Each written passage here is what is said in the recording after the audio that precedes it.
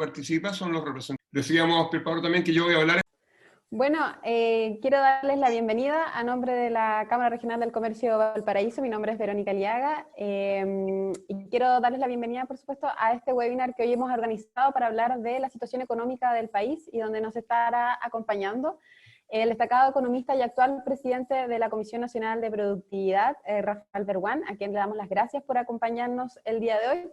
Y si lo alcanzaron a escuchar un poco cuando se conectaron, para el buen desarrollo de esta actividad, les pido que durante la charla de Rafael mantengamos nuestros micrófonos y cámaras apagadas, y luego de su presentación, después de unos 30-35 minutos, vamos a dar paso a una conversación para hablar sobre lo que está sucediendo en nuestro país. Ahí ustedes a través del chat pueden ir indicando que quieren dar su opinión, hacer una consulta, y nosotros les vamos activando después el micrófono para que podamos ir conversando y sea esto un poco más interactivo. Dicho eso, quiero dejar con ustedes al presidente de la Cámara Regional del Comercio de Valparaíso, Pierpaolo Zaccarelli, para que nos dé un saludo de bienvenida. ¿Piero? Muchas gracias, Vero. Bueno, muy buenas tardes a todos que nos acompañan hoy día, en especial a nuestro expositor, ya frecuente expositor de nuestra Cámara y que le agradecemos mucho, el destacado economista, investigador y académico y actual presidente de la Comisión Nacional de Productividad, como decía Verónica, Rafael Berguán. En representación de la Cámara les queremos dar esta bienvenida a esta nueva webinar CRCP. Como ustedes saben, hemos hecho una gran cantidad de reuniones de distintos temas, todos relacionados con la realidad que está viviendo el país en estos días. El escenario que estamos viviendo de verdad es bastante inédito, y yo creo que difícil de imaginar hace un tiempo atrás. El impacto provocado por esta pandemia del COVID-19, sumado a la crisis social que se produjo a partir del 18, dejará, y está dejando, y ya ha dejado, graves secuelas en nuestra economía. Pero, ¿qué tan profundas serán? Revisemos algunas proyecciones para poder después hablar con Rafael. Según el reciente informe de política monetaria del Banco Central, la economía chilena tendría que, o podría tener, una variación negativa de crecimiento este año entre el 5,5 y el 7,5%, proyectándose una recuperación hacia el 2021. Por su parte, el último informe de perspectivas económicas de la OCDE señalan que si la pandemia sigue su curso actual, el PIB del país podría contraerse del orden del 5,6% este año para empezar a mejorar desde el tercer trimestre de este año y lograr el año próximo un 3,4% de crecimiento. Pero de producirse un nuevo rebrote, cosa que nadie sabe si va a volver a ocurrir, la economía nacional se desplomaría del orden del 7,1% este año y recién comenzaría a repuntar el próximo año, acercándose al 2% de crecimiento. Por otro lado, el Banco Mundial pronostica que la economía chilena tendrá una baja del 4,3% este año, agotando su proyección con respecto al PIB del 4,8 al 3,1 en el año 2021, es decir, disminuyendo su proyección de crecimiento para el próximo año. A nivel mundial, el organismo indica que la economía se contraerá un 5,2% durante este año, lo que se convertiría en la recesión más importante desde la Segunda Guerra Mundial. Sin duda, los emprendedores, las pymes y las empresas atraviesan hoy por un difícil, muy difícil momento, diría yo, y con un alto nivel de incertidumbre. Por eso hemos querido generar este espacio de encuentro y conversación para abordar el panorama económico actual en el contexto de esta pandemia y cuáles serán los desafíos que deberemos enfrentar en el futuro, especialmente cuando estamos a puertas, o ya creo, estamos en una profunda recesión. Si bien lo prioritario hoy es cuidar la salud y la vida de las personas, también debemos preocuparnos de proteger los medios de vida. Como gremio queremos reafirmar nuestro compromiso de seguir trabajando con firmeza con nuestros socios y nuestra región para que esta crisis se extienda por el menor plazo posible y logremos el bienestar para todas las personas. Nuevamente, Rafael, muchas gracias por estar con nosotros hoy día y poder compartir estos minutos de discusión respecto a un tema tan relevante como es el desarrollo económico de nuestro país. Muchas gracias. Perfecto. Dime. ¿Parto o dime tú? Sí, Rafael, no hay problema. Bueno, muchas gracias a los dos, pero gracias por la invitación y por esta oportunidad de compartir algunas reflexiones desde tal vez lo más general a lo más particular, a la coyuntura, y terminar incluso con algunos comentarios desde la Comisión Nacional de Productividad en términos de buscar alguna coherencia entre lo que son típicamente recomendaciones de largo plazo que hace una institución como la Comisión Nacional de Productividad y la urgencia, que es lo que nos importa hoy, y que tiene que ver con empezar a pensar ya en la recuperación. no en el 2040, en septiembre de este año, ojalá. Déjenme entonces, insisto, partir con lo más general, ir un poquito a la coyuntura y terminar con estos comentarios de la comisión, y pretendo hablar unos 30, 35 minutos para que después tengamos tiempo para intercambiar opiniones, responder preguntas o simplemente escuchar los comentarios que ustedes tengan. Bueno, a ver, lo más general y también tal vez lo más obvio, para ir levantando algunos puntos. Sí, lo decía Pedro recién, yo creo que hay muchos indicadores que muestran que este es el momento de mayor incertidumbre en la economía mundial. Algunos dicen desde la Segunda Guerra Mundial, depende del indicador que uno use, probablemente desde la Gran Depresión.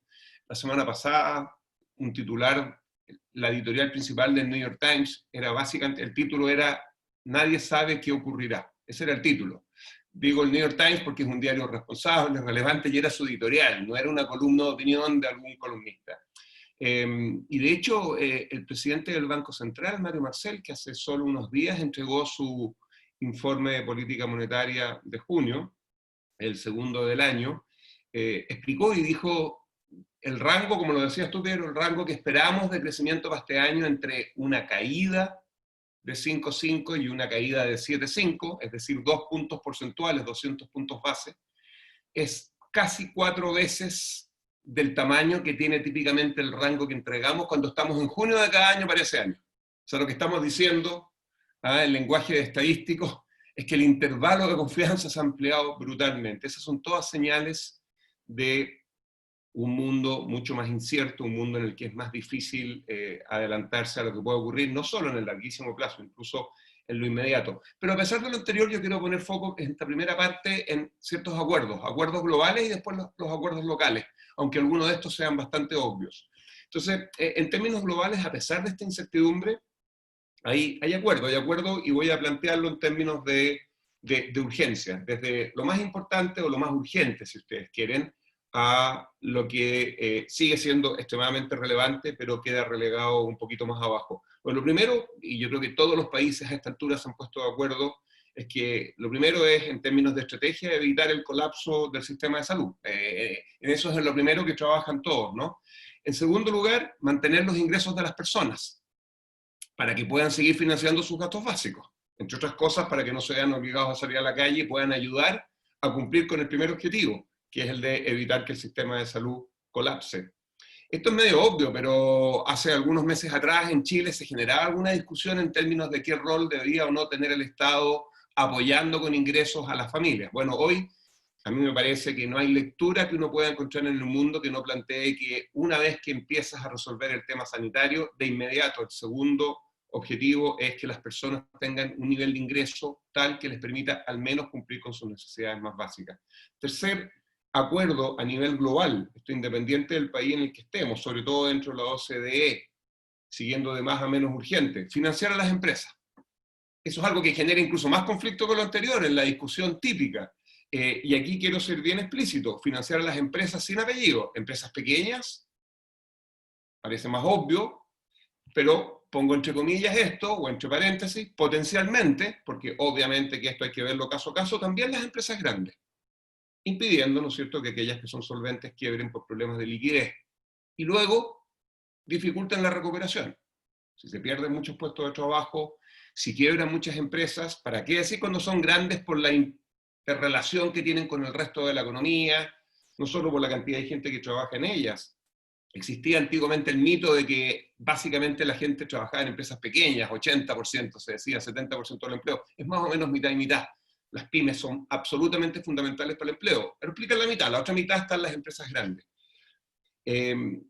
Estas empresas grandes, pero además tienen miles y miles de proveedores, y si uno no garantiza que cuando la recuperación empiece, y la recuperación tendrá que empezar, y estoy golpeando mi escritorio que es de madera, tendrá que empezar más pronto que tarde, esa recuperación va a ser más rápida si es que hay menos unidades económicas que se vieron forzadas a quebrar. Cuando quiebran, la gente pierde la pega, cuando la gente pierde la pega, ustedes lo saben igual que yo, se producen costos de transacción mayores, hay capital específico de la persona al puesto en el cual está, partir en un nuevo trabajo tiene costos fijos, etcétera, la economía no se recupera con la misma facilidad.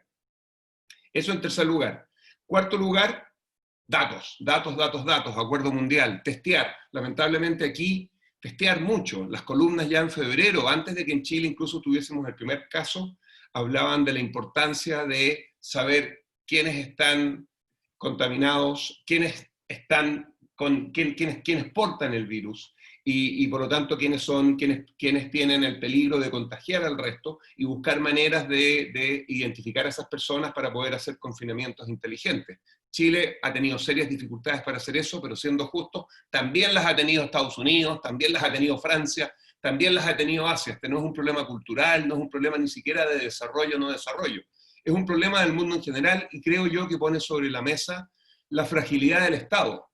No lo digo para plantear la necesidad de que el Estado sea menos relevante de lo que es, sino que para reconocer que si hay un gran desafío, y es mucho mayor en países como el nuestro, por razones obvias, es modernizar el Estado, es permitir que el Estado, ojalá no en la próxima pandemia, porque estas cosas no ocurren salvo una vez por siglo, al menos con esta intensidad, si nos remontamos a 1917-18 y la gripe española, sí vivimos en un país donde las catástrofes naturales ocurren una vez cada década, y el Estado tiene no solo la obligación, tiene la posibilidad de llegar a aquellas personas que están enfrentando este problema en momentos en los cuales la mano invisible, es decir, el mercado, no resuelve el problema. Estos son problemas de acción colectiva, son problemas públicos, y por lo tanto, independientemente de la visión que cada uno tenga con respecto ideológica, y no lo digo en términos peyorativos, en términos de preferencia de un Estado más grande, un Estado más chico, yo creo que al final es un tema empírico, en este tipo de situaciones no hay espacio para las opiniones. Obviamente este es un problema de acción colectiva, y lo que requiere es la participación activa del Estado para llegar pronto y bien a aquellos que más lo necesitan, más cuando uno sabe que las crisis golpean mucho más a la gente que tiene menos recursos, a las empresas que tienen menos capital de trabajo, etc. Entonces, el cuarto acuerdo necesariamente es avanzar en términos de generar información para poder tener confinamientos que sean más inteligentes. En el óptimo, la idea era identificar a las personas. Esto lo han dicho varios, ¿ah? Qué terrible pensar que vivimos en un mundo donde existen estos aparatitos que hacen cosas tan increíbles, ¿ah? Esta tecnología que hace 5 años atrás simplemente no estaba disponible, que hoy día es tantas veces superior a la que se usó para llegar a la Luna, y que sin embargo ante una catástrofe sanitaria como esta terminemos usando las mismas herramientas que se usaban no solo hace algunas décadas atrás, en la Edad Media, simplemente forzándonos todos a quedarnos escondidos para tratar de parar el virus. El Estado tiene que modernizarse, tiene que tener la capacidad de generar información sin sacrificar, obviamente, más allá de lo absolutamente necesario de un punto de vista público, el derecho a la privacidad, pero tiene que ser capaz de hacerlo. Hay que caminar y mascar chicle. Si ustedes quieren, de alguna manera, esto me lleva también a otra dicotomía que a veces se plantea, que yo creo que es falaz. Es falaz, me parece, desde la política pública, tratar de plantear que el acceso a información por parte del Estado va a terminar afectando el derecho a la privacidad de los individuos. Por supuesto que hay una tensión potencial, pero el punto está en diseñar esa participación de forma tal de que esas dos cosas pasen al mismo tiempo. Que información de movilidad, fundamental para saber dónde están los focos de contagio posibles, no signifiquen que se metan en mi vida privada y sepan eventualmente exactamente quién, dónde, a qué hora. Eso no es necesario para lo primero, pero lo primero es fundamental para tratar de tener una mejor estrategia de confinamiento inteligente. De la misma manera, a veces se habla de una especie de dicotomía, falaz, insisto, entre lo sanitario y lo económico. Como si al tratar de resolver el problema económico uno estuviese dispuesto a sacrificar el tema sanitario. Por supuesto que uno puede imaginar conceptualmente momentos en los cuales uno afecta al otro, y de hecho partí hablando del problema sanitario y luego seguí con el ingreso de las personas. Pero nuevamente, desde la política pública, me parece una aberración, una inmoralidad, plantear una dicotomía. El objetivo tiene que ser hacerse cargo de ambas cosas al mismo tiempo, sin perjuicio, por supuesto, de las dificultades que eso implique. Sobre todo sabiendo que cuando los problemas económicos se agravan, insisto, son justamente los que menos tienen los que más sufren. Y en parte hemos visto además que parte de las dificultades en Santiago, en la región metropolitana, para seguir controlando el nivel con el que se está esparciendo el virus, pasan porque justamente se movió desde la zona oriente a la zona poniente, donde los niveles de ingresos medios son más bajos y la gente no se puede dar el lujo, y lo digo con responsabilidad, de esperar un mes y medio que le llegue una caja, por muy importante que esa ayuda sea en el momento. La gente tiene que seguir comiendo todos los días. Por lo tanto, aquí no hay dicotomía en el sentido de que la política pública tiene que asumir los dos desafíos al mismo tiempo.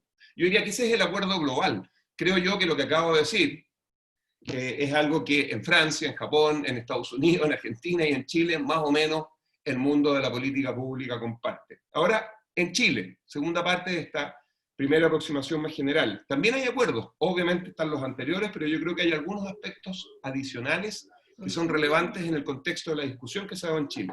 Sigo entonces con los acuerdos a pesar de este alto grado de incertidumbre. Primero, mencionaría el que desde la mirada de los economistas esto está y terminó y seguirá siendo mucho peor de lo que apenas hace un mes y medio atrás las organizaciones que se preocupan de analizar el entorno económico esperaban. O sea, el mismo informe de política monetaria del Banco Central en marzo pasado tenía una visión que era mucho, mucho menos pesimista que la que planteó el presidente del Banco Central hace un par de días atrás.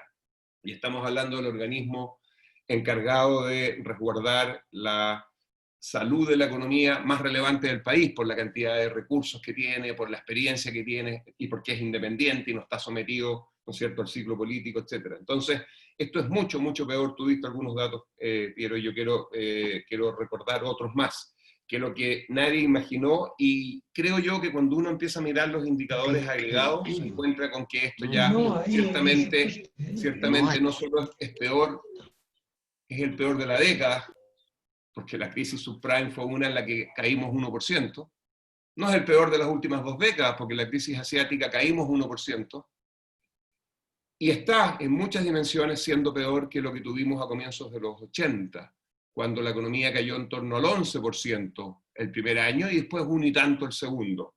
Voy a devolver a esto en un segundo, así es que esto es probablemente lo peor que enfrenta Chile desde la Gran Depresión en términos económicos. Segundo acuerdo en el país, me parece, se va a requerir más recursos públicos que los que se pensó que se iba a requerir. Esto está relacionado con lo anterior hace tan solo un mes atrás. Parte de esto es el acuerdo al que llegaron este grupo de 16 economistas que participaron trabajando para el ministro de Hacienda, generando una propuesta de política. Si en algo estuvieron de acuerdo al final es que se va a requerir mucho más recursos. Esto es algo que no estaba para nada aceptado hace 6 semanas atrás, hoy día ya no hay duda. Tercero, y esto me parece interesante, y en cierta forma está definiendo el tipo de acuerdo al cual llegaron estos 16 economistas, insisto, que representaron a los distintos partidos y también un par de ellos nombrados por el presidente de la República, apoyando al ministro Briones, con mucha generosidad, trabajando, me consta, conozco varios, casi 20 horas diarias, 7 días a la semana durante 2 semanas. Tercero en este caso, la autoridad necesita mucha flexibilidad. Estas cosas van un poquito rompiendo los paradigmas, ¿eh? O sea, ustedes recuerden cómo somos los macroeconomistas. Prudencia fiscal, un Estado que solo gaste cuando es absolutamente necesario, la plata está ahí para guardarla para la próxima crisis, y si le vamos a entregar recursos al Estado, es teniendo al Estado absolutamente amarrado de manos para que no vaya a hacer cosas que manejen los recursos. Bueno, hoy día tenemos acuerdo en términos de que no solo se necesitan recursos como no imaginamos nunca que el Estado iba a necesitar durante nuestra vida, sino que además con un grado muy, muy, muy significativo de flexibilidad, en términos de que el ministro pueda, dada la incertidumbre, ir decidiendo en el camino. A mí eso me parece de una madurez que nos acerca al mundo desarrollado, y que obviamente después tiene que ser evaluada la decisión de política de la autoridad, porque tiene una responsabilidad política y tiene una responsabilidad también de hacerlo bien, pero tendrá que ser evaluado ex post. No podemos estar amarrando de las manos al ministro en un momento urgente como este, imponiéndole restricciones que simplemente no se pueden hacer cargo de lo que viene porque no sabemos lo que viene. Cuarto, que a pesar de esa flexibilidad que acabo de mencionar, y a pesar de que la urgencia es hoy como nunca la habíamos vivido, el largo plazo sigue existiendo. Y tenemos también que ser capaces de compatibilizar esa flexibilidad y esa enorme cantidad de recursos con seguir dando señales hacia el mundo en términos de que este es un país responsable a largo plazo, en el que el sector público gasta, pero gasta con una visión de futuro y lo hace manteniendo esa reputación fiscal que en momentos como este aparece fortalecida porque es la que nos permite, por ejemplo, tener hoy día acceso a endeudamiento, a tasas de interés que están en todas partes del mundo en niveles históricamente bajos, pero que en el caso nuestro son prácticamente 0% porque son las mismas que está pagando el mundo desarrollado.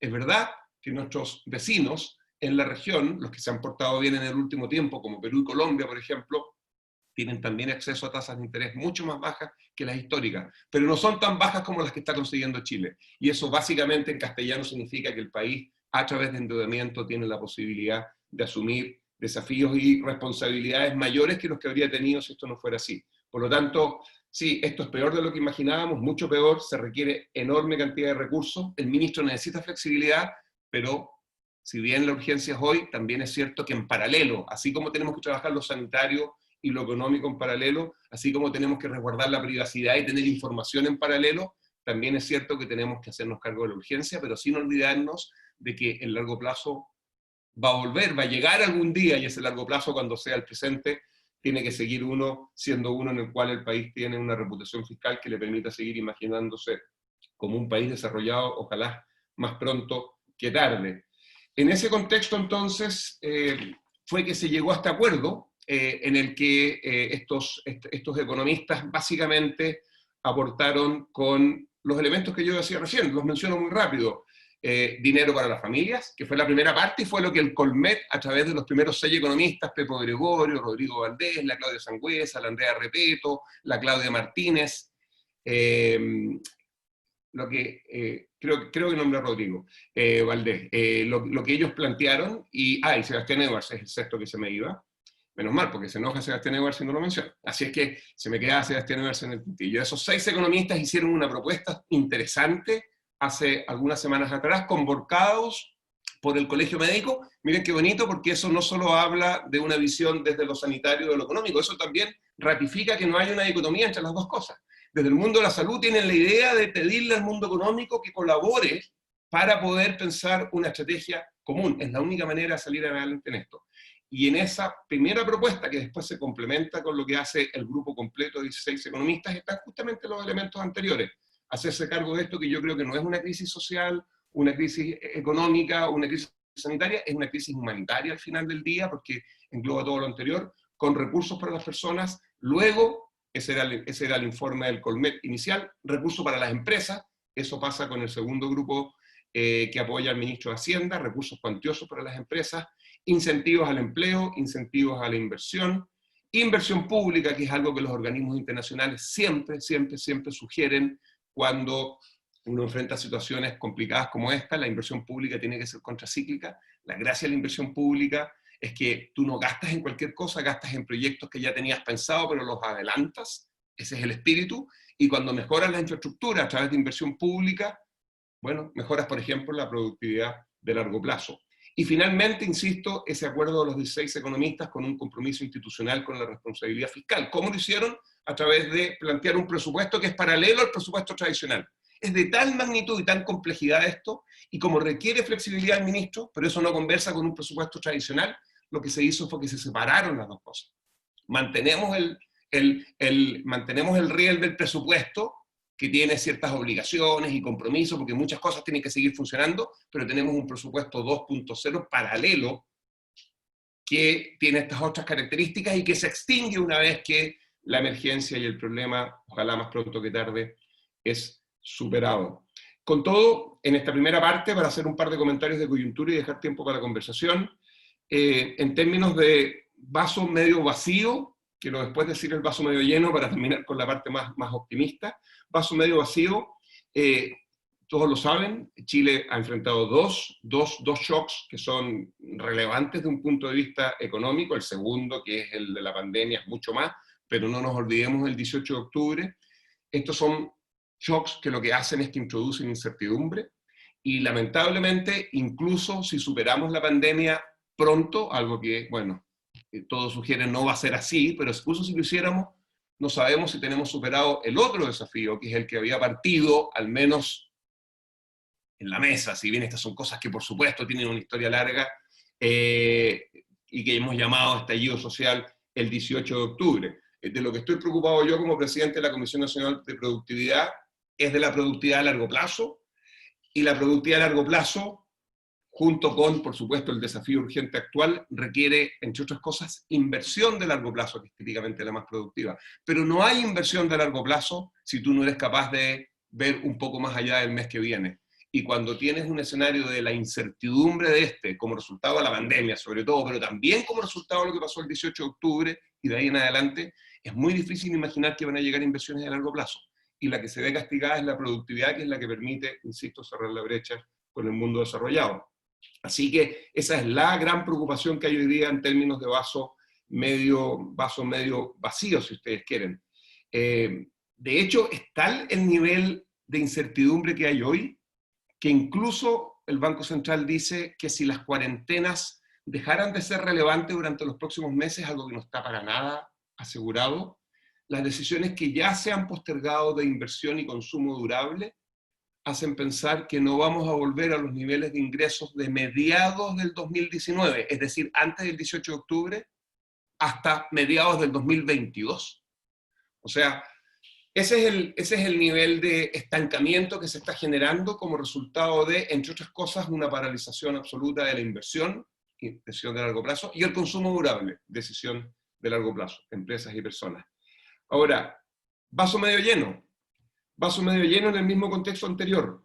Yo no sé si el 17 de octubre se podría haber llegado a un acuerdo como el que se llegó, claramente creo que no se podía, hace una semana atrás, que alguien podría decir es un acuerdo económico. A mí me parece que es un acuerdo político, y eso es lo importante. Es un acuerdo que además incluye a todos los sectores políticos, salvo, bueno, Partido Comunista, Red Democrática, ¿no es cierto?, el Frente Amplio, y el Partido Radical, que bueno, habrá tomado una decisión que se aparta de lo que era su historia, de estar típicamente en los lugares donde estaban pasando las cosas. Pero bueno, los tiempos cambian. Pero la verdad es que la gran mayoría de los partidos políticos chilenos y la gran mayoría de los parlamentarios participan de este acuerdo, y yo creo que eso es lo importante. Hace pensar por primera vez desde el 18 de octubre, qué pena que sea como resultado de una tragedia de la magnitud de esta. Y me llega a doler la guata pensar en cosas, entre comillas, positivas en un contexto tan dramático como este. Pero hace pensar que existe la posibilidad de que los acuerdos que estuvieron tan denostados hasta hace algunos meses atrás, incluso antes de la pandemia, puedan volver a ser parte importante de la manera como hagamos política pública hacia adelante. Y además, esto también reivindica, creo yo, la importancia de que algunas políticas que el país durante mucho tiempo implementó, como la prudencia fiscal, se mantengan hacia adelante, algo que también estaba siendo cuestionado en los últimos años. Cuando planteo estas cosas no quiero plantearlas como si fueran 1-0. Aquí no se trata de ahorrar por ahorrar, y no se trata además de guardar la plata ahora para una futura crisis, y la crisis está ocurriendo hoy día. Este es el momento de gastar. No sé si de tirar la pata por la ventana, como dijo Sebastián Edwards o el mismo Ricardo Caballero, haciendo un poco el punto de que este es un momento en el cual hay que estar dispuesto a gastar mucho más. Por supuesto que eso es sujeto a prudencia a largo plazo, y ese es el acuerdo al que se llegó. Pero ciertamente se recupera este compromiso con la idea de que la política macro, que estaba un poquito pasando de moda, es relevante para tener estabilidad agregada, y con estabilidad agregada hay inversión de largo plazo, y con inversión de largo plazo hay al menos posibilidades de imaginarse desarrollado, de imaginarse cercano a Australia, Nueva Zelanda o Canadá. Ahora, hay cosas pendientes, porque, insisto, lo anterior, y quiero dedicarle unos 10 minutos más si alcanzo, pero tengo todavía, ¿no? Unos 10 minutitos más. Porque al final mucho de lo que he dicho para que hacia adelante funcione bien, porque de alguna manera que se haya ido degradando la conciencia de la importancia de los acuerdos, que se haya ido degradando la conciencia de la importancia de la estabilidad agregada, es algo que yo entiendo que tiene que ser endógeno, es resultado de algo, somos nosotros, no vino alguien de afuera y nos obligó a olvidarnos de esa importancia. En parte, creo yo, refleja el hecho de que el Estado no ha sido capaz de ir modernizándose adecuadamente en un país que es mucho más complejo que el que teníamos en cierta forma hace 20 o 30 años atrás, y que tiene que cumplir un rol fundamental hacia adelante en los países desarrollados para provocarlos. Y refútenme durante los próximos 10 o 15 minutos, los países desarrollados no tienen necesariamente estados más chicos, tampoco necesariamente estados más grandes, lo que tienen son mejores estados. Y si ese mejor estado tiene que ser más grande o más chico, dependerá de cada actividad y cada función que uno busque cumplir. Pero lo que sí sabemos es que en la medida que los países avanzan, los bienes públicos se van haciendo más importantes. Desde cómo funcionan las ciudades, hasta el tipo de compromiso que tenemos con aquellas personas que no tienen la suerte de nacer en el lugar, entre comillas, económicamente correcto. Y ese rol, que por un lado es social, pero por otro lado tiene que ver también con lo público, con lo urbano, etcétera, es un rol que solo puede cumplir el Estado. Y ese rol crece más que proporcionalmente que el ingreso, independientemente que estés en el mundo liberal anglosajón o en el mundo más socialdemócrata europeo continental. Y por lo tanto nosotros Si nos queremos imaginar como un mejor país hacia adelante, estemos en la izquierda, estemos en la derecha, seamos independientes, tengamos o no confianza en el rol que va a cumplir la burocracia en esto, tenemos que aceptar que sin una burocracia haciendo bien la pega, eso no se va a conseguir. Por supuesto que el crecimiento económico ocurre en 90% en el mundo privado. Es ahí donde está la innovación, es ahí donde está el empleo, es ahí donde está la inversión.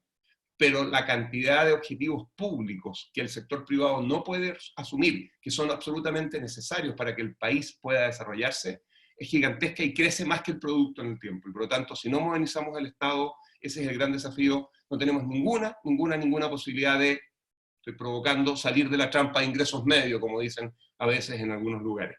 Finalmente, un par de comentarios de la coyuntura, para hacer un par de puntos de corto plazo. Bueno, en lo inmediato, y voy a dejar después algunos comentarios finales en los últimos minutos a propósito de algunas propuestas desde la Comisión Nacional de Productividad que pueden ser relevantes incluso hoy, durante la urgencia, pertinentes hoy. Sí, bueno, tal vez que decir, yo estoy de acuerdo con todo lo que vieron en la introducción al principio. Los datos son macabros. El Banco Central, incluso hoy, esperando una caída en el techo de 7,5 puntos porcentuales. Si vamos atrás y vemos lo que pasó, ya lo dije, en la crisis subprime, en la crisis asiática, incluso en la crisis de la deuda a comienzos de los 80, tenemos solo esa caída de 11 puntos porcentuales el año 82. Pero vamos, y esto es un poquito injusto, solo para poner las cosas en contexto, vamos a los datos mensuales, que por supuesto están sujetos a más fluctuación. El último dato que conocemos es el de abril. El de abril fue menos 14%. El Banco Central es la única institución que conozco que ha hecho una estimación de qué porcentaje de la actividad chilena y población en Chile estuvo restringida en abril. Y su estimación es que es algo en torno al 20%. Y el IMASEC cayó 14%. A comienzos de julio vamos a conocer el dato de mayo. Recuerden que se conoce con 60 días el IMASEC. Bueno, el Banco Central no sabe cuál es el IMASEC de mayo, lo vamos a conocer en algunos días más, ¿para qué decir el de junio, que todavía estamos viviendo? Pero sí tiene ya estimaciones de qué porcentaje de la economía se paralizó en mayo, como resultado de la cuarentena. Había sido en torno a 20% en abril y el IMASEC cayó 14%. En mayo estima el Banco Central que la paralización involucró cerca de 35% de la actividad. Y en junio, que todavía no termina, pero a esta altura del partido sabemos, vamos a llegar a fin de mes, quedan unos pocos días más, con cuarentenas en muchos lugares del país que son absolutas. La estimación del Banco Central, la estoy mirando acá, es que está en torno a 45% de la actividad económica la paralización que se generó. Hagan la regla de 3 y se van a encontrar con por qué el presidente del Banco Central, que tiene la obligación, él, en lo personal, es un individuo prudente, ¿no es cierto?, que mide las palabras, y su rol como presidente lo obliga además a hacer así. Y sin embargo, él mismo dijo hace un par de días atrás que en este contexto lo más probable es que vamos a tener IMASEC en mayo y junio con caídas que podrían llegar al 25%. Si agarran ese trimestre, estamos hablando de un trimestre en el que la actividad cae 19% entonces, dado el 14% que ya conocimos en abril. Una caída trimestral de 19% no tuvimos nunca durante la crisis de la deuda a comienzos de los 80. ¿Para qué les voy a decir el 99 con la asiática y el 2009-2008 con la subprime? En donde la peor caída fue del orden de 3,5%. Aquí estamos hablando de una caída posible, según el presidente del Banco Central, en el trimestre que estamos viviendo, de 20% total, abril, mayo, junio. Y lo que venga para adelante no depende de lo que haga o no haga el Banco Central, no depende de lo que haga el Ministerio de Hacienda, depende al final, bueno, en parte depende, pero en lo fundamental depende de que podamos empezar a normalizar la actividad en paralelo, tremendo desafío, haciéndonos absolutamente cargo del desafío sanitario, por supuesto. De eso depende. Y si no podemos hacerlo porque los contagios no lo permiten, bueno, esto que estamos diciendo para el segundo trimestre empezaremos a decirlo para el tercer trimestre. Y el menos 7,5 va a parecer optimista en ese contexto. Esa es la realidad que estamos viviendo hoy día. Ahora, esa misma realidad en un contexto en el cual el país fue capaz en 14 días de juntar a 16 economistas de todos los partidos políticos que le entregaron la flexibilidad absoluta al ministro de Hacienda para que disponga de 12.000 millones de dólares. Yo creo que hay que sentir orgullo y algo de satisfacción y también algo de tranquilidad de que eso pueda estar ocurriendo. Imagínense ustedes cómo sería esto si eso no fuera así. Es tal el nivel de complejidad que existe hoy día en la situación económica que el Banco Central, las conté, desde marzo pasado, último IPOM, al actual, implementó 12 medidas no convencionales. 12 que no se habían implementado nunca, que en parte son cosas que uno aprende de la experiencia norteamericana en la crisis del 2008. Por ejemplo, entre otras cosas, el Banco Central anunció que su bajada de tasa de interés a 0,5, que es para todo efecto práctico un 0% en términos técnicos, es porque hay un poquito de rentabilidad para que los fondos mutuos tengan algo de rentabilidad, que son muy importantes en los ahorros que tiene la gente, que eso va a estar así durante los próximos 2 años. Nunca el Banco Central de Chile había bajado tanto la tasa, menos había dicho que iba a mantener la tasa durante 24 meses, que es todo su horizonte política. Pero además el Banco Central ha implementado líneas de crédito que no había implementado nunca, 4.000 millones de dólares por banco, ya no recuerdo si son 6 o 8 meses, a tasas de 0,5% nominales.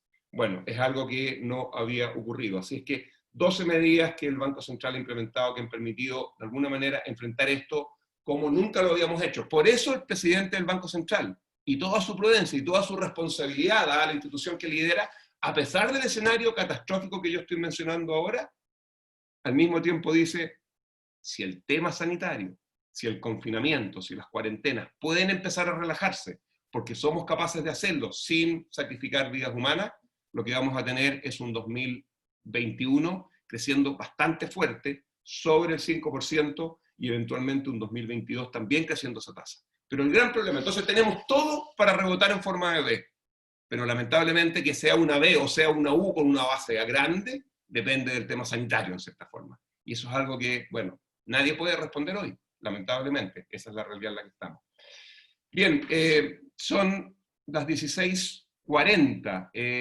Yo no sé si prefieres, espero que demos espacio para comentarios, o hago un par de comentarios más yo sobre algunas cosas desde la Comisión de Productividad que podrían ser relevantes incluso en el corto plazo, o prefieres que eso quede para la conversación. Dime tú. Yo prefiero, Rafa, que nos hagan los comentarios sobre la comisión brevemente y después abramos a las preguntas de la audiencia, que yo sé que están muy interesados en hacer preguntas, pero me gustaría terminar la presentación tuya y después entrar a la discusión.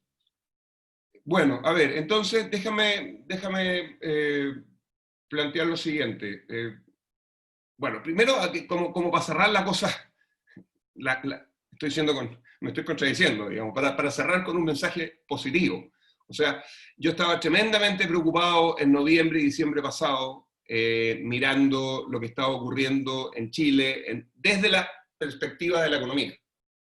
El que hoy día estemos en un contexto en el cual haya acuerdos relevantes, forzado por el drama que estamos viviendo. Lamentablemente, como resultado de la muerte de miles de personas, se generaron las condiciones, lamentablemente, en ese drama de al menos empezar a reconstruir acuerdos que sean transversales, respetando las distintas opiniones y entendiendo que uno tiene derecho a tener una visión distinta de lo que hay que hacer, acuerdos agregados al menos en términos de marco, que si se mantienen después de esto, van a permitir que Chile salga fortalecido. Gran desafío, hacer eso al mismo tiempo, introduciendo los cambios en el Estado que permitan la próxima vez funcionar mejor. Ahora, desde la perspectiva del largo plazo y la Comisión Nacional de Productividad en la que yo participo, claro, empezar a hablar de productividad del 2030 y 2040, de cómo ser Canadá, Japón o Nueva Zelanda en un momento dramático como este, parece una inmoralidad. Hay, sin embargo, recomendaciones que la Comisión ha hecho, sobre todo en el ámbito laboral y de inversión, que son las dos variables, empleo y capital, que más rápidamente empiezan a crecer cuando la recuperación parte, son las que lideran las recuperaciones y son también las que se estancan más cuando las economías se deprimen, que si bien son necesarias y relevantes para el largo plazo, podrían también ser pertinentes hoy, porque tienen la característica de hacerse cargo de temas que van a mejorar la productividad, pero al mismo tiempo ayudarían en una recuperación a que el empleo y la inversión crezcan más rápido, por un lado, y son además factibles porque no involucran hacer grandes cambios legales que al final la democracia lo exige, tienen que pasar por el Congreso. No estoy tratando de pasar el Congreso, lo que estoy pensando es que obviamente el proceso deliberativo natural, serio, que tiene que tener una organización como el Parlamento, dificulta esto en términos de que le introduce plazos que hoy día la urgencia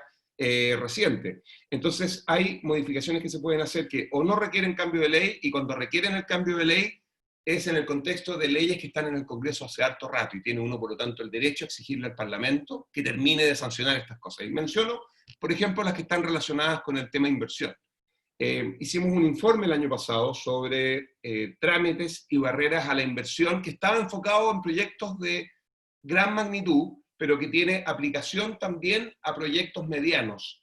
Y algunas de las cosas que aparecieron que me parece que son interesantes y que uno podría querer empezar a resolver de inmediato para ayudar a que, una vez que en septiembre, ojalá, como espera el Banco Central, la recuperación de la inversión parta, esta sea más rápida que lo que sería en un contexto distinto, son los siguientes. Por ejemplo, cosas bien concretas. Traspaso de costos. A ver, nosotros hicimos un mapeo de 6 sectores que son clave para la inversión en Chile. Y nos encontramos con que, en promedio, un proyecto de inversión que uno podría llamar grande en Chile puede requerir hasta 2.000 aprobaciones. Los que ustedes todos probablemente han participado, han invertido, se han enfrentado al desafío de cumplir con las exigencias, que muchas veces son absolutamente necesarias, pero a cumplir con las exigencias que nos impone la burocracia para poder resguardar ciertos bienes públicos que uno tiene que proteger, pero al mismo tiempo uno tiene la urgencia y la necesidad de empezar el proyecto. Bueno, un proyecto típico en Chile requiere del orden de 400 trámites, los proyectos más grandes hasta 2.000 trámites.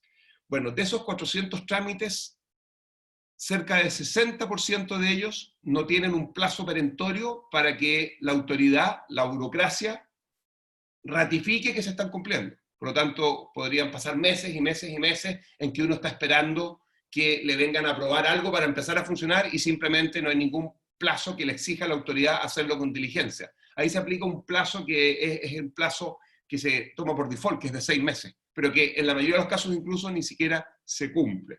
En ese contexto, déjenme mencionar algunas cosas que son bien simples. Por ejemplo, experiencias positivas en Chile que, por razones, yo creo, más bien ideológicas, se han dejado de lado. Traspasar los costos de la burocracia al inversionista. Hay ocasiones en que la verdad que el costo de tener un experto contratado por el inversionista que dé garantías de que lo que uno tiene que hacer al cumplir un trámite se esté haciendo es bastante bajo, sobre todo como porcentaje del valor total de la inversión.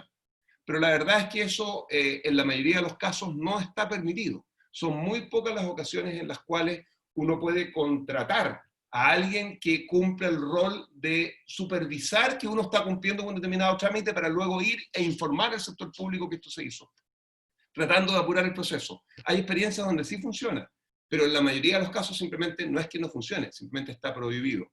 La verdad es que parece razonable avanzar en una dirección que permita que esto sea algo masificado, traspasar estos costos de supervisión directamente al inversionista, sobre todo entendiendo que son bastante menores, y esto no requiere un cambio legal, requiere muchas veces simplemente instructivo. Segundo, sistema de declaración de permisos. ¿Qué es lo que es esto? Bueno, probablemente muchos de ustedes lo saben, pero no sé si lo conocen por el título que yo acabo de mencionar. En Chile tenemos este sesgo desde la regulación, no analizar ex post, sino que exigir ex ante. Y no permitir que las cosas empiecen a funcionar hasta que yo no haya autorizado que se pueda hacer. Por razones a veces jurídicas, otras veces por razones de cultura e historia, sobre todo en Europa, con lo que uno se encuentra es que el inversionista empieza el proyecto. Por supuesto que esto hay que hacerlo en contextos particulares, asegurándose que los riesgos no sean riesgos, por ejemplo, que pongan en peligro la vida humana, pero en un sinnúmero de actividades en las cuales no se está resguardando la vida humana, sino que se están resguardando otros bienes públicos protegidos. La verdad es que en Europa tú puedes empezar el proyecto, poner la primera piedra, desarrollar la inversión y luego someterte a la supervisión, fiscalización ex post para ver desde la burocracia que hayas cumplido con las exigencias que la ley impone. Eso en Chile no se hace. Obviamente que si tú te mueves en esa dirección, tienes que tener un sistema en el cual primero existan las garantías de que los fiscalizadores van a poder ir a fiscalizar. Bueno, pero si no puedes ir a fiscalizar, nunca vas a empezar el proyecto de inversión también y cerremos por fuera. Segundo, tienes que tener la garantía de que cuando tú no cumpliste con una determinada exigencia regulatoria, normativa, legal, te caiga todo el precio de la regulación, la norma o la ley. Porque si no, no existe la confianza para permitir que el sector privado parta primero y demuestre después. Bueno, eso es algo que es tremendamente costoso y que en estimaciones de la Comisión Nacional de Productividad a veces retrasa proyectos que son incluso medianos en 9 meses. Retrasar en 9 meses el inicio de un proyecto de inversión en un momento de la urgencia actual, bueno, significa no mover las cosas al 2022, sino que moverlas al 2023. Trazabilidad de los permisos. En Chile todavía no existe trazabilidad de los permisos. Si yo tengo, por ejemplo, en promedio 400 permisos, y estos 400 permisos son otorgados por 14 instituciones distintas, no solo yo no puedo saber en qué momento y en qué etapa el permiso está, el Estado tampoco sabe en qué etapa y permiso en qué etapa y en qué momento ese permiso está, en qué lugar, porque tampoco tiene la información cruzada que le permita saber qué está ocurriendo. Y hay muchas ocasiones, y el mapeo que hicimos de proyectos permite constatar que hay ocasiones en las cuales un proyecto se puede demorar hasta 2 años porque un permiso está parado en un lugar y nadie sabe cuál es ese lugar. Y eso se sabe ex post. Y cuando uno va a la evidencia, uno dice, bueno, ¿y qué pasó? Y no hay una explicación satisfactoria. Por lo tanto, trazabilidad de los permisos para que uno pueda digitalmente saber, algo que a esta altura del partido, insisto, vuelvo a agarrar el teléfono, no estoy haciendo publicidad a ninguna marca en particular, no es tan difícil de hacer. Sin embargo, el Estado de Chile, lamentablemente, a pesar de todo el discurso de los últimos años, todavía no está en condiciones de digitalizar información, que es fundamental para apurar estos procesos. Pone esto en un contexto en el cual además no existe ninguna homogenización en términos de los criterios entre regiones y entre seremías para aprobar o no aprobar determinados tipos de acciones privadas.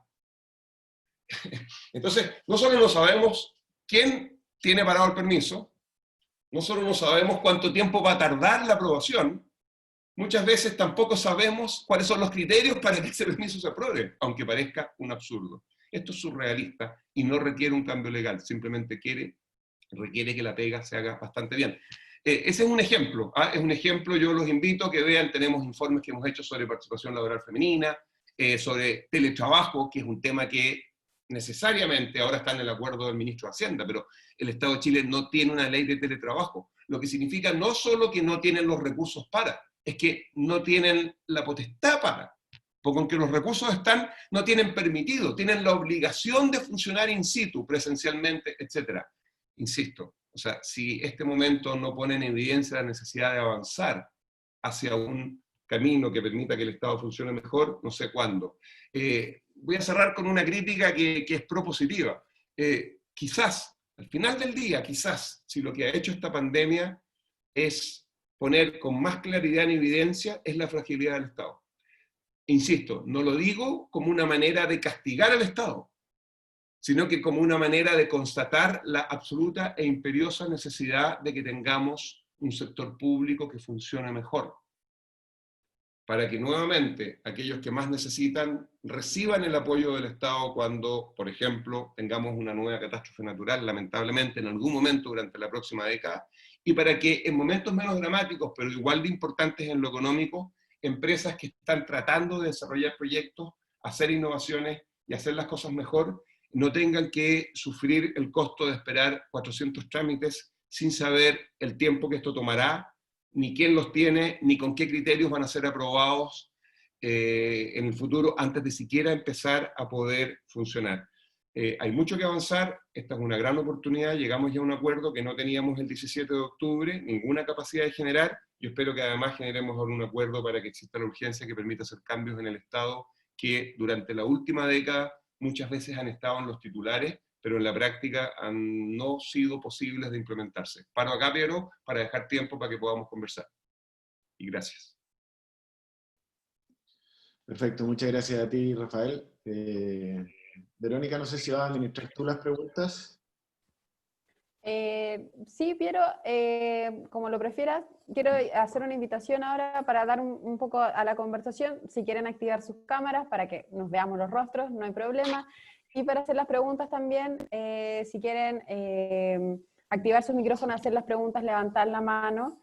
Veo que Gustavo levantó la mano para hacer una pregunta. Lo mismo le voy a pedir también a Claudia Albertini, que hizo una pregunta por chat, si es que quiere también ella hacernos la pregunta directamente, le damos la opción. Mientras tanto, Gustavo. Ok, hola Rafael, hola a todos. Gustavo. Gustavo González, director de la Cámara. Mira, pensando en lo que viene más adelante, no situándonos ahora, podríamos decir que viene la pandemia del desempleo. ¿Ya? Y yo creo que va a ser grave. Creo que ya estamos alrededor de 2 millones de desempleados a esta altura. Entonces, a mí me preocupa el tema de la globalización del comercio en el siguiente sentido: barreras sanitarias y barreras laborales.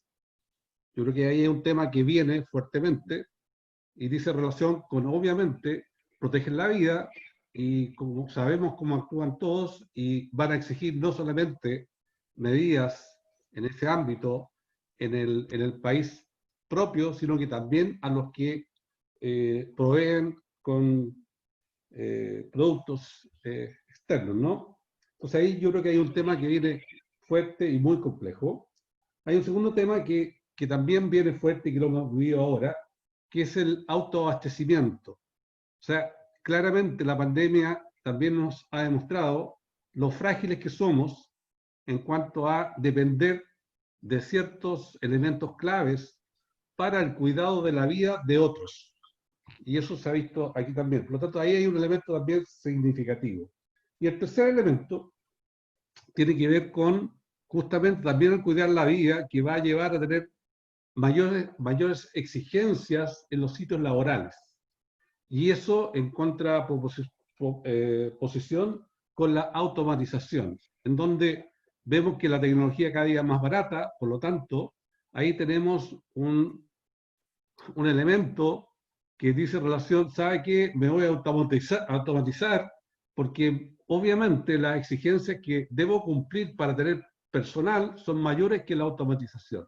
Y bajo este concepto yo veo que la pandemia del desempleo puede que sea muy largo, ¿ya? Y creo que si no se toman medidas para una reconversión laboral u otros elementos que vengan en ayuda a esta nueva forma de entender el trabajo, y también nueva forma de entender la sociabilización de aquí en adelante, porque va a cambiar todo. Los espacios físicos que debemos tener, los elementos con los cuales vamos a circular por cualquier lugar. Entonces, yo creo que va a haber un cambio dramático. Y yo veo, como te digo, y vuelvo al nombre original, pandemia del desempleo. No estoy hablando de ahora, pero veo el próximo año subsiguiente, y que puede ser muy largo. Quiero tu reflexión al respecto, digamos. Voy contestando de inmediato. ¿Sí? ¿Les parece? Ya. Mejor, sí. Mejor. Sí, bueno, ok. N tema. ¿Tenemos hasta las 7? Este es como... Oye, no, pero además cada uno de estos temas es un temazo. Sí, yo tal vez, mira, sí, totalmente de acuerdo contigo. De hecho, no sé si viste los datos que aparecieron la semana pasada. Estos son datos para la región metropolitana. En términos de cuántas empresas, son estimaciones, pero 20% de las empresas ya habrían, ¿no es cierto?, dejado de funcionar. De aquellas que se acogieron a la Ley de Protección por el Empleo, oye, a todo esto, pucha, para tratar de ser también un poquito más optimista y reconocer las cosas buenas. No he hablado con tengo amigos economistas que son muy de izquierda, y tengo otros que son muy de derecha, y tengo otros que les da lo mismo la política. Todos, sin diferencia, creen que la Ley de Protección al Empleo es una herramienta potente. Ahora, puede no ser suficiente todavía, pero está cumpliendo un rol súper importante. O sea, hemos sido capaces de construir ciertas herramientas con rapidez que ellos estiman van a al menos atenuar, ¿no es cierto?, amortiguar, diluir en parte el tremendo costo que, independiente de la política que implementemos, como tú muy bien dices, no va a poder ser totalmente eliminado. De hecho, lo que yo leí el otro día es que la estimación es que 50% de las empresas que se acogieron a la Ley de Protección al Empleo no esperan, no voy a decir recontratar porque el vínculo sigue, pero no esperan mantener a la gente una vez que se haya acabado esto. 50%. Agreguémosle a eso, yo recuerdo que en octubre 10, creo que fue, porque lo miré el otro día, hice una charla, me invitaron a hacer una charla a propósito del desafío de la robotización, la inteligencia artificial, la tecnología y el empleo. Pero esta cuestión, oye, esto era antes del 18 de octubre. O sea, todavía no habíamos enfrentado el flagelo de la incertidumbre el 18 de octubre. ¿Para qué decir la pandemia que parte con fuerza en nuestro país en marzo? Y sin embargo, obviamente, eso sigue ahí, pues no se nos puede olvidar que así como hay un largo plazo y algún día tenemos que ser Canadá, no se nos puede olvidar que había desafíos que son gigantescos, que estaban totalmente presentes, incluso no antes de la pandemia, antes del 18 de octubre. Por ejemplo, el tema de la sustitución de máquinas por personas. No tenemos tiempo, lamentablemente, pero tengo esos temas en la cabeza. El otro día leí un artículo de un tipo que se llama Thomas Friedman, que es un intelectual, que tiene este libro, escribió hace 10, 15 años atrás. Él escribe típicamente, creo que escribe en el New York Times, pero él decía, oye, si lo único que sabemos, este es el que escribió el libro de que la Tierra es flat, así como la idea de que habían desaparecido las distancias, de que hoy día, y él dice, lo único que sabemos son las 3E, en inglés, digamos, por lo menos, pero que en castellano no son E, pero que vamos a salir de esta pandemia con más teletrabajo, o sea, e-working, con más comercio a distancia, e-commerce, y con más e-learning. O sea, yo estoy haciendo clases martes y jueves, y han funcionado, eso opino yo, quizás mis alumnos no están de acuerdo, bastante bien. Y uno se sorprende, da vergüenza. Tuve 30 años en la Universidad de Chile trabajando, casi 15 en la Facultad de Ingeniería, uno de los lugares más tecnológicos del país, la Facultad de Ingeniería de la Universidad de Chile, Bochef. Teníamos unas pizarras inteligentes que fueron compradas a comienzos del 2000. Nunca las usamos. Estoy haciendo una caricatura. Nunca las usamos. Resultó que en esta pandemia nos dimos cuenta que hay un programita que se llama Zoom, que estamos usando acá, entre muchos otros, que permiten funcionar bastante bien. No para que se acaben las clases presenciales, pero para complementarlas. O sea, qué locura cómo hemos ido moviéndonos a directorios que quedaban fuera del lugar donde uno vive, desplazándose en auto, enajenándose en transporte público, gastando benzina, contaminando, perdiendo tiempo, para llegar a una reunión que algunas veces, no siempre, pero algunas veces, hace ya una década se pudo haber hecho como estamos haciendo esto. Es un súper buen complemento. Entonces, el tema tecnológico es un temazo, y parece que esto, si algo va a ser positivo, es que va a apurar cuestiones que lamentablemente solo se hacen cuando queda una embarrada como la que estamos viviendo. Ahora, hay un desafío ahí. Los datos son bien claros en esto, perdona que me ponga el latero en una cosita un poquito más académica tal vez que coyuntural, porque nadie sabe cuánto va a terminar siendo el desempleo. A ver, solo una cosita primero con lo del desempleo. Ley de protección al empleo. Chile tiene además una buena herramienta que es el subsidio al empleo, pero que está pensado con mujeres y jóvenes hasta el 40% más pobres. Eso claramente están todos de acuerdo también en que hay que expandirlo más allá del 40%, pero además más allá de jóvenes y mujeres. Y esa es una herramienta que no hoy, porque hoy, ¿qué saca con tener un subsidio si la gente está obligada a estar en la casa? Pero una vez que la gente pueda salir a trabajar de manera más masiva, ese subsidio puede ser una herramienta súper potente. Y lo que yo he conversado con los asesores que están trabajando con el ministro de Hacienda, con el ministro de Economía, es que esta es una de las herramientas, insisto, poderosas que se va a ocupar durante la recuperación. Y eso en todas partes del mundo termina siendo bien útil para generar impacto fuerte, grande. Así que no quiero ser optimista, no digo que no va a haber un problema en el empleo, pero creo que tenemos herramientas hoy día y tenemos maneras y sabemos hacer cosas que no sabíamos hacer hace 20 años atrás, y estamos de alguna manera, aunque ideológicamente generemos un pequeño rechazo con respecto a alguna de ellas, dispuestas a aceptarlas y a darles una oportunidad. Ahora, una última cosa con respecto al tema tecnológico. Yo igual ahí, si pudiera dejar de lado el 18/10 y pudiera dejar de lado la pandemia y me remontara al 10 de octubre, cuando hablaba sobre la tecnología y el empleo sin imaginar lo que venía un par de días después, ahí mi presentación era bien optimista, porque al final del día es cierto, tú tenés tensiones, es verdad, tú tenés un desafío, es verdad, hay personas que tienen que reconvertirse y empresas, y eso es súper difícil, la transición duele la guata, hay gente que pierde la pega. Pero cuando uno va a los datos antes de esta pandemia, y uno va a los datos globales en general, uno ve que los 3 países que tenían la tasa de desempleo más baja del mundo desarrollado en octubre pasado, antes de, eran Estados Unidos, Japón y Alemania. Y esos 3 países son, con cualquier métrica, los 3 más productivos del mundo desarrollado. Te estoy tirando una historia agregada. Cuando uno va a la cosa micro, uno ve que hay gente que pierde la pega, pero esa tensión entre máquina y trabajo no está en la segunda mitad del siglo XX, está a nivel individual y es un tremendo desafío, y para eso tiene que estar la política social y bla, bla, bla. Pero la verdad es que el mundo desarrollado ha sido capaz de llevar a niveles históricamente bajos la tasa de desempleo, al mismo tiempo que incorpora cambios tecnológicos notables. ¿Dónde están los grandes desafíos tal vez para un país como Chile? Bueno, porque esta cuestión al final del día, el problema que tiene es que es heterogénea.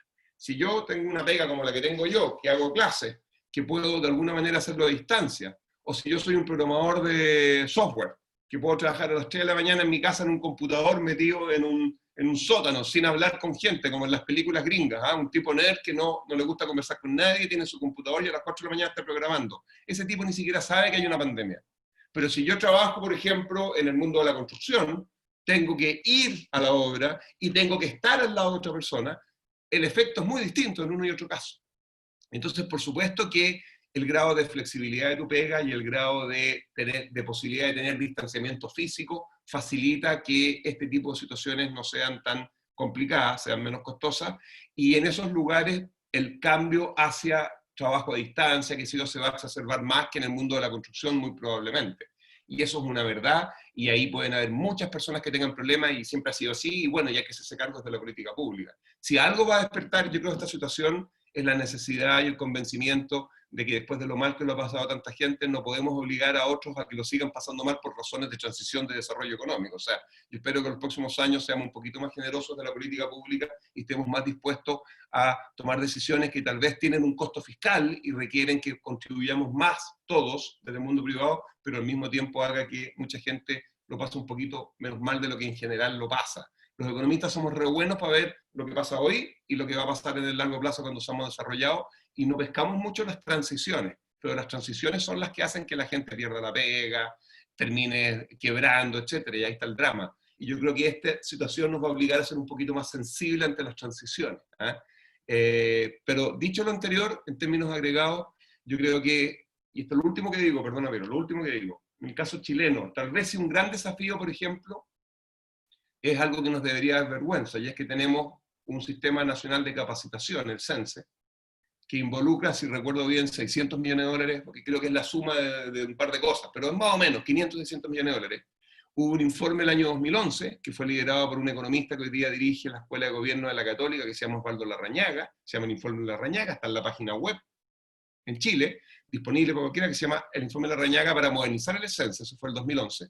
La Comisión Nacional de Productividad, que yo hoy día presido, hizo el año antepasado un informe sobre capacitación, y debo reconocer con vergüenza que el 100% de las recomendaciones que están en el informe Larrañaga las suscribimos y no se habían implementado la gran mayoría de ellas. Chile tiene un enorme desafío en materia de capacitación, en términos de que esos recursos, que son cuantiosos para un país como el nuestro, se usen bien.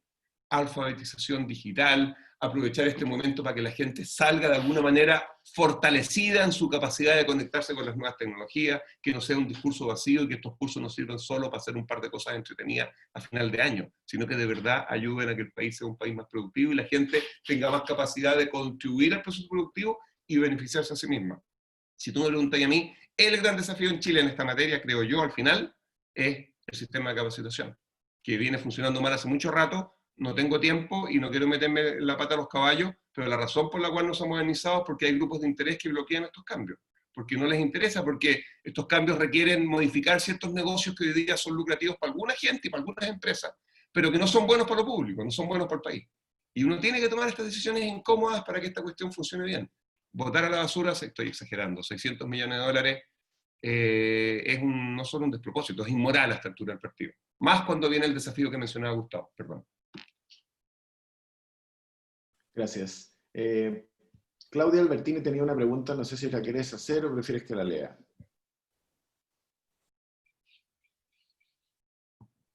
Claudia, la leo. Sí, hola. Sí, yo tengo, en realidad voy a hacer un comentario antes, me faltó una I, Rafael, que es el e-government, el gobierno digital, que también harta falta que nos hace. Sí, toda la razón. Porque además esta pandemia a nosotros, no sé si al resto de los que está presentes, nos ha permitido participar en muchas más cosas que las que participamos comúnmente, aunque a uno le llegara la invitación. Yo a los seminarios de ICARE no podía ir por una cosa de tiempo. Yo lo que quería saber es que uno cuando quiere mejorar la productividad, quiere crecer más, etcétera, necesita indicadores más o menos sólidos para poder ir comparando año con año. nosotros tenemos acá solo el PIB regional, que se publica con un rezago inmenso. Hoy día Mario Marcel dijo que dentro de sus tareas estaba disminuir ese rezago, y teníamos el INASER que dejó de publicarse por las razones que sean, puede ser con o sin razón, pero dejó de publicarse. Lo que significa que como región no tenemos norte, no tenemos cómo medirnos, no sabemos. Entonces, desde tu mirada de la Comisión de Productividad, ¿dónde podríamos apoyarnos? ¿Cuál es el proxy que más nos podría ayudar en este momento? Porque tampoco podemos esperar a desarrollar nuevos indicadores, están no sé cuánto tiempo esperando. Sí, sí, a ver, sí, con respecto al e-government, súper buen punto, lo dije. Ahora mi discurso va a cambiar. Son 4 las I, no te pienso citar. Lo positivo ahí es que el acuerdo del ministro de Hacienda generado con este grupo de 16 economistas tiene uno de los puntos finales, porque está todo bien descrito en la parte plata para la gente, la urgencia, para que la gente pueda seguir comiendo y no tenga que salir a la calle, ya. Pero después viene una serie de recomendaciones, entre ellas, entre paréntesis, cosas relacionadas con la Comisión de Productividad, pero que no están desarrolladas. Y de hecho, una entrevista, por ejemplo, a Sebastián Edwards el otro día, Andrea Repeto, decían, mira, eso no lo desarrollamos, no teníamos tiempo, estamos preocupados que la gente pueda comer, pero lo mencionamos para que se trabaje. Y una de esas líneas que está mencionada, pero no trabajada, en ese informe de 5 o 6 páginas es la ley de teletrabajo en el Estado, que es una parte de lo que uno podría llamar el e-government que tú mencionas y qué sé yo. Ya. Ahora, con respecto al tema regional, lo único que te puedo decir es como un poquito, es como para tratar de vender la importancia de la regionalización, ¿ah? O de la descentralización. Porque esta es una discusión que a veces se ha dado, si uno quiere así como conversar con algún economista o una economista, así un poquito como desde la mirada media cínica. Yo recuerdo que además una vez me tocó entrevistar a un economista que es bien chascón en Estados Unidos, en el sentido de que es muy progresista, es un liberal gringo que se llama Paul Krugman, que es un premio Nobel, es un tipo muy provocador, es muy antirrepublicano, él no tiene ningún miedo en decir que aquí lo que hay que hacer es aumentar el Estado, todo, es un tipo súper importante, es premio Nobel, sacó el premio Nobel en el 2008, qué sé yo. Y me tocó entrevistarlo a él en ICARE, no sé, qué sé yo, vino. Y yo no sé por qué salió el tema de las ciudades, porque estaba trabajando en un tema de ciudades. Entonces, entonces la idea es que yo esperaba que él me dijera, mira, que lo importante, y su respuesta fue casi como una respuesta un poquito caricatura. Yo no lo esperaba de él, del economista típico, en términos de que aquí regionalización, descentralización, da lo mismo, que la economía decida para dónde tiene que ir. Me dice, ¿qué importa que las ciudades sean grandes? Si es grande es porque a la gente le conviene vivir ahí y eso tiene un montón de beneficios, qué sé yo. Entonces, esa es como la mirada típica, caricatura, no está Paul Krugman aquí para defenderse, lo estoy difamando y el pobre no se puede defender. Yo sé que él tiene una mirada más compleja, pero existe mucho eso en economía de decir, ¿para qué me habláis de regionalización? Si al final lo importante es que el país crezca, se desarrolle, que la cuestión chorree. La verdad es que yo ahora tengo en la cabeza un discurso, que es un discurso que viene de la evidencia empírica y teórica, bien académico, de la importancia de la regionalización, que creo que es mucho mayor hoy. Al primero yo creo entender más el problema hoy, que lo que te habría dicho hace 15 años, pero además yo creo que estas cosas van siendo importantes en la medida que los países van avanzando. O sea, lo que un país como Chile necesita para cerrar la brecha que lo separa de Canadá hoy es distinto de lo que necesitó para dejar de ser lo que era el 90 y transformarse en lo que es hoy. ¿Me explico? Entonces yo creo que esto alguna vez lo conversé incluso con ustedes en una presentación ahí, entonces si uno dibuja y ve a Chile, Chile está justo en la mitad, así, los países más pobres tienen $1000, los más ricos tienen 50, Chile tiene 22, 23, per cápita, así, está como en la mitad física. Dice, recorrimos la primera mitad, nos falta la segunda mitad.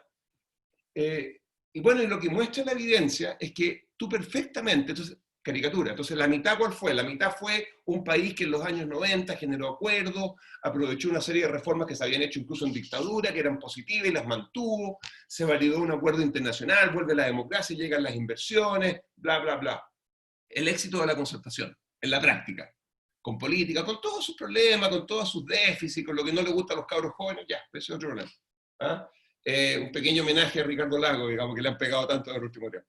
Entonces, uno ve ese país y uno dice, bueno, ¿qué pasó en ese país? Ese país lo que hizo fue básicamente 4, 5, 6, 10 cosas que rayaron la cancha, generó estabilidad agregada, dio señales positivas y empezó a traer inversión. Y entonces, de repente, pasamos de ser un país que tenía empresas que eran exitosas en Chile, a 5 o 6 en cada sector, empresas que empezaron a ser exitosas afuera. Y claro, esas pocas empresas, no sé, estoy pensando en Guanta, los Falabella, el mismo Banco de Chile, o sea, estas empresas que de repente el Jumbo, qué sé yo, empiezan a ser relevantes en la región y explican 60, 70, 80% de la actividad, son de un tamaño tal que contratan a mucha gente, tienen mucha actividad, mueven la aguja. Y el país dejó de ser lo que era el 90 y se transformó en lo que es hoy gracias a estas pocas empresas en cada área, y quizás la mayoría concentradas en Santiago, que movieron la aguja y nos transformaron en un país de ingreso medio, medio alto. Ya, esa es la historia. La pregunta es si ese mismo modelo va a permitir que dejemos de ser un país de ingreso medio alto. Yo no reniego lo anterior, o sea, lo anterior, gracias a Falabella, Chile en parte está donde está, digamos. Gracias a... Entonces, ahora la pregunta es, bueno, pero entonces, ¿qué tenemos que hacer para ser Canadá? ¿Necesitamos que Falabella ya no solo sea una empresa de 10.000, de 20.000 millones de dólares? No, porque ya esas empresas de alguna manera contribuyeron lo que podían contribuir y ahora lo que van a hacer es mantenerse y seguir ahí y qué sé yo. ¿Qué es lo que hace entonces que un país siga avanzando cuando ya superó la primera mitad del camino de desarrollo? Bueno, lamentablemente, en términos de política pública, ya no podemos depender de 3 o 4 empresas en cada lugar. De alguna manera es más fácil, eso es como que tú te coordinas mejor. Tú identificas las empresas, sabes en qué sector están, la economía va y se mueve por acá, genera el vino. No, lo que viene ahora y lo que nos diferencia de Canadá es que hay ya no 4 y 5 empresas, hay miles y miles de pequeñas empresas. Hay miles y miles de sectores, cada uno de ellos individualmente, en la quinta región, en la octava, también en la región metropolitana, en la zona poniente, en el norte, en el sur, que tú los agarras individualmente y ninguno de ellos probablemente, ni como empresa ni como sector, van a revolucionar el mundo, van a transformar y mover la aguja de una forma tal que nos transforme en Canadá. Pero al mismo tiempo todos ellos en conjunto son necesarios para que el país termine de completar su desarrollo económico. O sea, los países no pasan a ser Canadá con 4 empresas grandes, súper exitosas en 2 sectores. Y Chile es un país que avanzó esta primera mitad gracias a esas 4 empresas grandes en 2 sectores. Y eso es verdad, es real, ocurrió y tuvo millones de efectos positivos. Pero da hasta donde estamos, estoy haciendo un cuento ex post, digamos. Eso permitió pasar a ser un país como el que es hoy día Chile y ser parte de la OCDE. Pero nos dejó en la cola izquierda de la distribución de la OCDE, en el último o penúltimo lugar, con México, con Turquía. ¿Cómo hacemos ahora para seguir creciendo? Lo que nos diferencia de otros países no es que nuestros Falabella tienen que ser incluso 2 veces más grandes que hoy. Lo que nos diferencia es que ahora necesitamos muchas otras empresas que también, insisto, tienen que contribuir al proceso. Entonces, el tema de la inclusión entendida no socialmente, con lo importante que eso es, sino que como cada pequeño sector, cada pequeña región, cada unidad económica tiene que terminar de completar el modelo. El problema es que no se identifican, son insignificantes individualmente y por lo tanto desde la política pública no parecen muy atractivas. Pero ahí viene la contradicción. Pero por otro lado, son ellas en conjunto las que van a sumar ese 50% que nos falta. Entonces, si tú me preguntas a mí, ¿Chile necesita desarrollar las regiones más allá de la cosa valórica, de que el país somos todos, del relato, de todas esas cosas, que creo en ellas profundamente? Sí, porque si no desarrollamos las regiones, si las regiones no son capaces de construir el proceso productivo, aunque sea a través de miles de empresas chiquititas que individualmente no son importantes, pero que en conjunto expliquen que la región pasa a ser una parte relevante de la economía, no hay más trote que sacarle a la región metropolitana, no hay más trote que sacarle a las 4 o 5 empresas en los 3 o 4 sectores que desarrollamos en las últimas décadas. Entonces, lo que viene es eso. Por eso a mí me gusta esta idea de empezar a pensar también en sectores no tradicionales. Por eso yo he ayudado, así que tengo incentivos perversos, digamos. Pero sí, los bancos son fundamentales y permitieron que el mercado de capitales se desarrolle un montón. Pero ¿cuánto más pueden seguir contribuyendo adicional, digamos? Tienen que mantenerse. Ahora necesitáis otros oferentes de crédito no tradicionales, las cooperativas, por ejemplo. Y claro, quizás una cooperativa en un sector de nicho en el sur de Chile no va a hacer que el país crezca al 8% en vez del 4%. Pero es eso sumado a los otros miles parecidos que en conjunto van a hacer que pasemos a ser un país de $45.000 y no 25.000. No le podemos seguir sacando otros de las otras. Las otras tienen que mantenerse y lo que hay que hacer ahora es agregar, pero agregar otras que son chiquititas. Esa es la gran diferencia. O sea, ningún país alcanza el desarrollo con 3 empresas exitosas en 2 sectores. Esto es injusto porque Chile es más que eso, yo sé. Pero tiene que avanzar en esta otra dirección y por lo tanto hay que empezar a ser un poquito más chascón, hay que ser un poquito más inteligente en términos de que la política pública que tengamos no sea tan homogenizadora. Eso es un desafío, porque uno puede equivocarse, hay riesgos nuevos, porque cuando empiezan a aparecer otros oferentes de crédito, cuando aparecen cabros jóvenes haciendo tecnologías en Internet, en el mercado de capitales, los más viejos nos asustamos y decimos, chuta, esta cuestión se puede hackear. Bueno, pero si no asumimos riesgo no vamos a llegar a ninguna parte, nos vamos a quedar donde estamos, que es mucho más que lo que teníamos en 90, pero no va a ser nunca lo que tiene Canadá, ¿te fijáis? Entonces ahora viene más riesgo, y más riesgo significa más actores nuevos, más diferencias, más heterogeneidad, más regiones, más empresas pequeñas, bla, bla, bla. ¿Fíjate? Gracias, Rafa.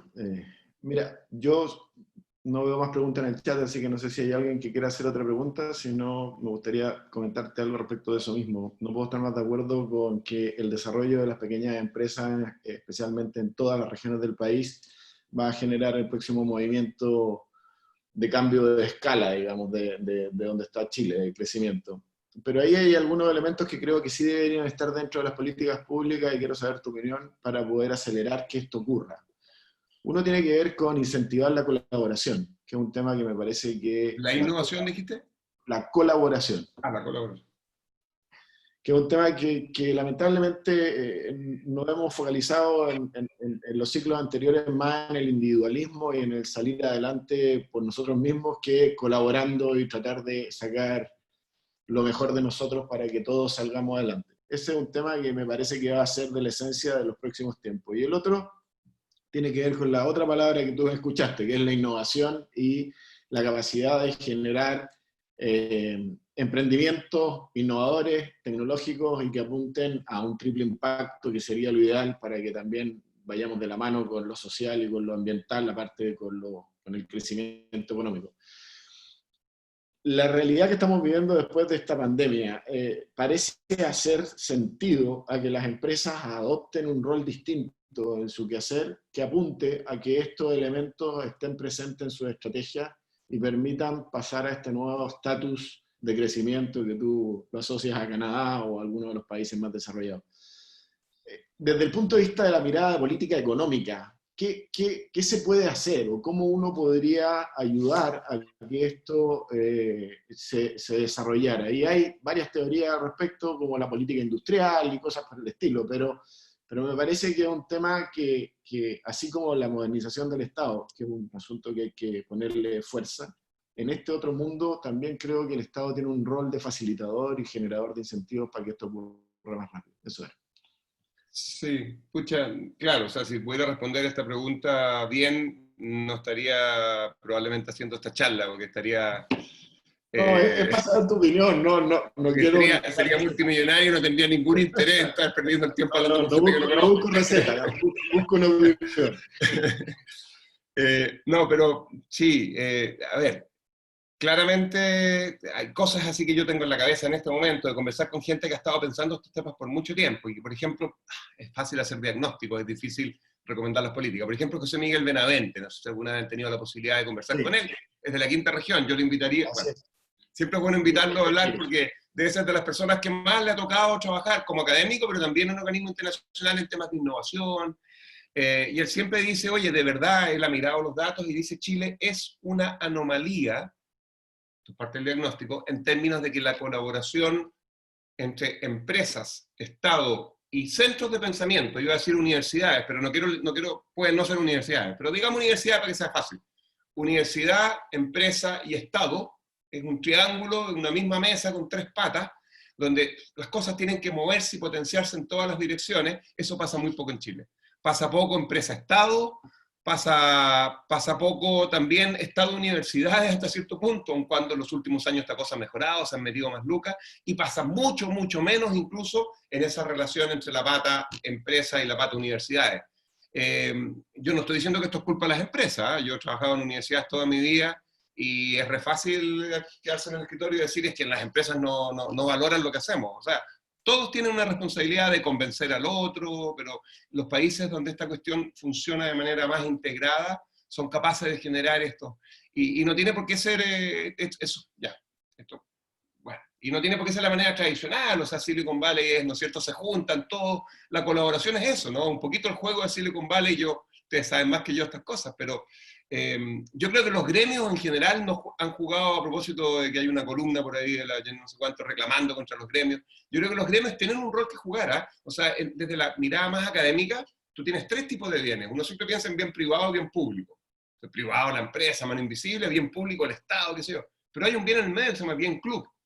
Y ese tercer bien, notablemente, nosotros la comisión, que es básicamente algo que es privado, tiene que ver con fines de lucro, está en el interés de una empresa que quiere maximizar utilidad, qué sé yo, pero que afecta, tiene un concepto como de bien público, pero sometido al grupo de empresas que tiene que ver con eso. Entonces, no alcanza a ser un bien público, es de interés del sector minería, son empresas privadas, pero va más allá de cada una de las empresas por separado, y si no son capaces de enfrentarla en conjunto, todos pierden.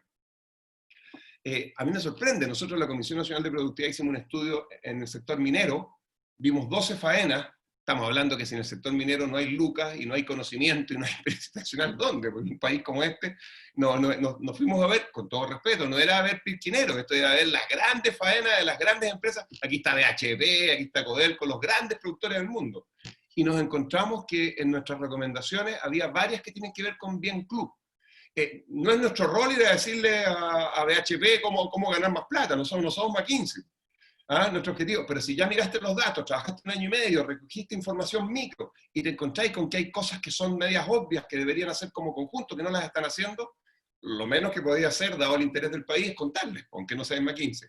Y me sorprendió la cantidad de cosas que aparecieron que desde la mirada, al menos de afuera, parecían obvias como ventajosas para las empresas en conjunto, pero que no eran capaces de asumir. Porque al final funcionan de manera completamente separada. Porque al final entienden la competencia, todos sabemos lo que es la competencia, como un juego de suma cero, donde efectivamente cada uno, si te entrega algo, perdió otra cosa. Si en el sector minero pasa eso, no me puedo ni imaginar cómo pasará en otros sectores en un país que está menos desarrollado. Entonces, hay un temazo ahí. No me cabe ninguna duda. Y por lo tanto, sí. Ahora, ¿cómo asumir esto? Lo único que se me ocurre a mí, por eso di el ejemplo anterior y lo repito para parar. Yo creo que la regulación en Chile en general, nosotros de alguna manera, bueno, sobre todo en el mercado de capitales, pero voy a usar el mercado de capitales, quizás se puedan ampliar otros sectores. Nosotros de alguna manera, nuestra regulación es hija de la crisis de la deuda, del 82-83, que fue una situación súper traumática. Entonces, claro, lo que hicimos fue irnos al extremo necesario en ese momento del conservadurismo al máximo para ser prudente, de no arriesgar nada, porque veníamos de un hoyo gigantesco que había generado un trauma y un drama que nos tomó décadas resolver. Entonces nos quedamos con una regulación que es muy homogenizadora, es muy de no permitir que haya cosas un poquito distintas desarrollándose por temor a que terminen generando algo malo que uno no pueda controlar. Esto es injusto, yo sé, pero es mucho más cómodo para un regulador decir, mira, aquí hay un gran banco con el cual yo converso y resolvemos estas cosas. Y esto no me malentiendan, ¿eh? O sea, obviamente que el espíritu es positivo, es ayudar a que el país funcione mejor.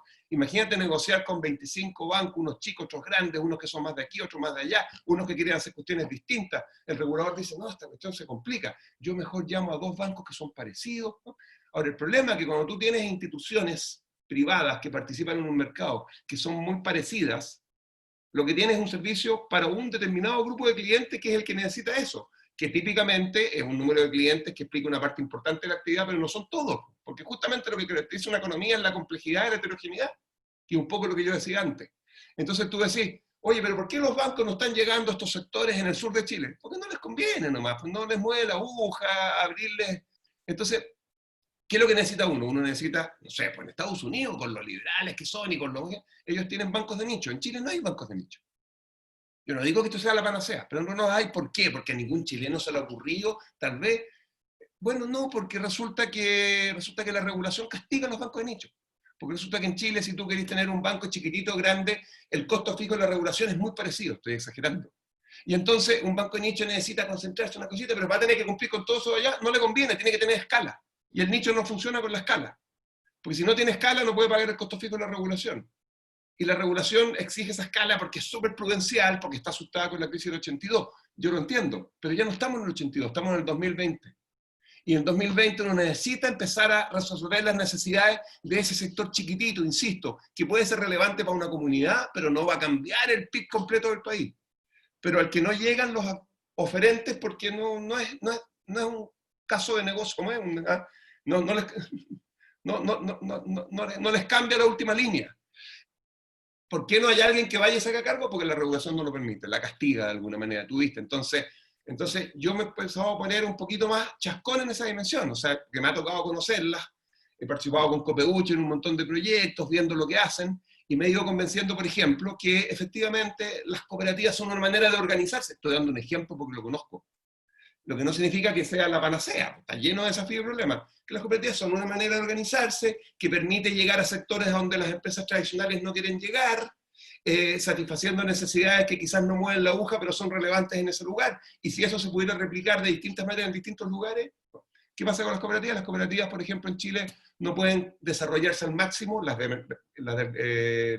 crédito y ahorro, porque no tienen acceso al Banco Central como prestamista a última instancia. Me metí en una cosa técnica, pero te estoy dando un ejemplo. Y no tienen acceso porque lo que pensó el regulador en el 85 de la Ley General de Banco fue, es muy arriesgado meter empresas que no las entendemos muy bien, ¿no? Y hacer cosas que terminen haciendo cosas raras, locas, y nos generen una desestabilización del sistema financiero. Entonces, claro, el 85 eso tenía sentido, pero el 2020... Entonces, claro, si nos quedamos todos en la casa, si no conversamos con nadie, no nos contagiamos, vivimos perfecto, pero innovación no vamos a hacer. Si queremos ahora empezar a innovar para hacer algo distinto, tenemos que asumir riesgos, pero tienen que ser riesgos controlados. Pero Chile de alguna manera fue exitoso porque dio señales positivas, porque consiguió estabilidad agregada, porque fue capaz desde la regulación de matar un montón de riesgos. Eso fue fantástico para dejar de ser lo que éramos en el 90 y pasar a ser lo que somos hoy. Pero para dejar de ser lo que somos hoy, transformando en Canadá, tenemos que asumir más riesgos.